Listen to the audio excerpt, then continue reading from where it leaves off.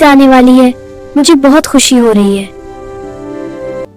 دادا، کیا یہ ہمارا بکرا ہے؟ یہ بہت پیارا ہے۔ میں اس کا نام چاندی رکھوں گا، یہ میرا دوست ہے۔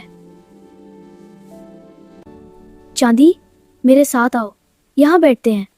یہ لو، تمہیں یہ بہت پسند ہے نا؟ دادا، کیا ہمیں اسے قربان کرنا ہوگا؟ مجھے اچھا نہیں لگ رہا۔ بیٹا، یہ اللہ کی رضا کے لیے ہے اور یہی اصل خوشی ہے۔ اگر اللہ خوش ہوتا ہے تو پھر یہ صحیح ہے۔ آج عید ہے، سب کچھ بہت خوبصورت لگ رہا ہے۔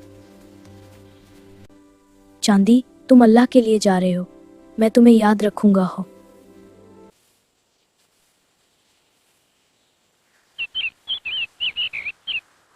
یہ لیجیے، عید مبارک۔ عید مبارک۔ عید مبارک۔